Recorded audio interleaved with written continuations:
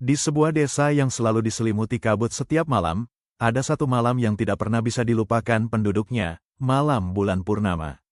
Eliza bukan gadis biasa. Sejak kecil, ia sering bermimpi tentang hutan, tentang suara lolongan yang memanggil namanya dari balik gunung, dan tentang darah yang tidak ia mengerti asalnya. Neneknya pernah berbisik sebelum meninggal, dalam darahmu ada sesuatu yang tidak tidur.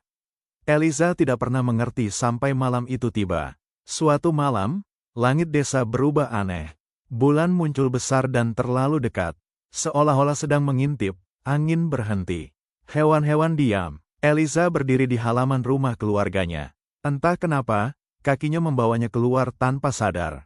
Di dadanya, ada sensasi panas. Seperti sesuatu sedang mengetuk dari dalam tulangnya. Seperti ingin keluar. Dari kejauhan, suara lolongan terdengar. 1, lalu 2, lalu puluhan, seluruh hutan seperti bangun. Eliza jatuh berlutut. Tangannya gemetar, kukunya memanjang perlahan, bukan seperti manusia lagi. Rasa sakit itu datang tiba-tiba, bukan luka, tapi perubahan. Tulangnya seperti diremuk dari dalam lalu disusun ulang. Ia menjerit, dan jeritannya bukan lagi manusia.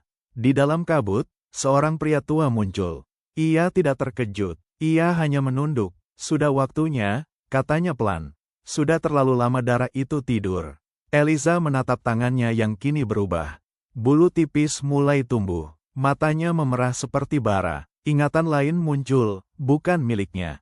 Hutan purba, perburuan, janji darah, dan satu nama yang terus dipanggil oleh bulan, anak serigala terakhir. Bulan purnama mencapai puncaknya. Dan Eliza, ia berdiri dengan tubuh setengah manusia, setengah makhluk. Nafasnya berat, panas, liar. Namun yang paling menakutkan adalah kesadarannya yang masih tersisa. Masih bisa mengingat siapa dirinya. Tapi sesuatu di dalam dirinya mulai lapar. Pria tua itu berbisik, setiap generasi, satu keturunan bangkit. Bukan untuk menjadi manusia, tapi untuk menjaga keseimbangan antara yang hidup dan yang tidak boleh keluar dari hutan. Eliza menatap hutan gelap di depan desa. Dan untuk pertama kalinya, ia mendengar suara hutan itu memanggil balik. Malam itu, penduduk desa hanya menemukan jejak cakar besar menuju hutan. Dan satu pesan di tanah, seperti ditorehkan dengan kuku, aku tidak dibangkitkan untuk dibunuh, tapi untuk memilih siapa yang boleh hidup di malam bulan purnama. Kabut di dalam hutan berbeda dari kabut desa. Di sini, kabut seperti makhluk hidup, bergerak, berbisik, dan menghindari langkah Eliza. Setiap pohon yang ia lewati seperti menunduk. Eliza berhenti di sebuah lingkaran batu tua, reruntuhan yang tidak pernah tercatat di peta manapun. Di sana, tanahnya hangat, seolah masih menyimpan napas makhluk lama.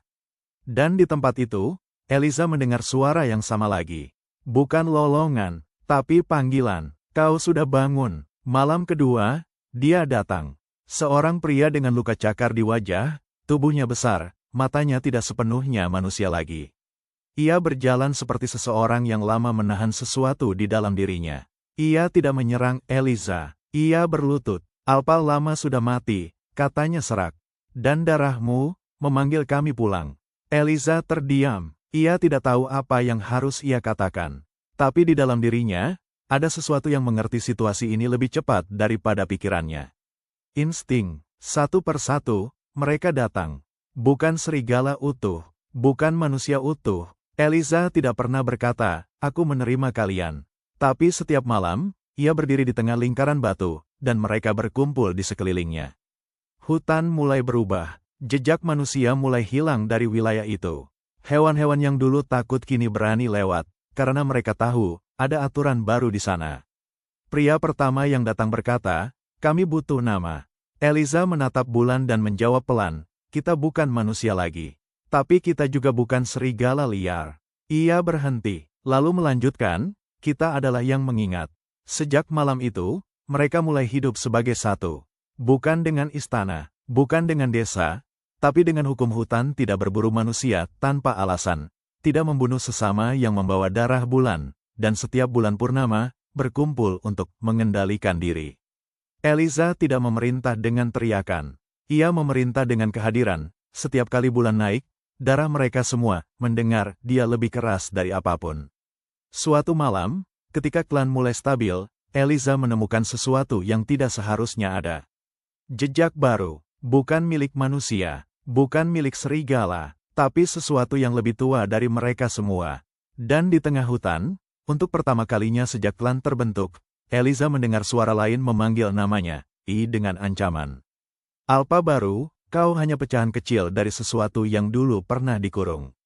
Eliza menoleh ke kegelapan hutan. Matanya berubah merah sepenuhnya, dan untuk pertama kalinya sebagai pemimpin klan, ia sadar, ini bukan awal kekuasaan, ini adalah awal perang.